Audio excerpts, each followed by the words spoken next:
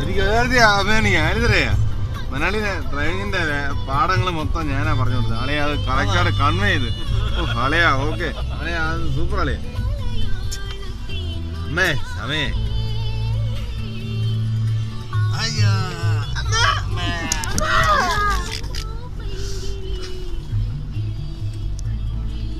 അല്ലെ ക്യാമ്പിലെ ഡ്രൈവറൊക്കെ എന്നേ പുറത്തായനെ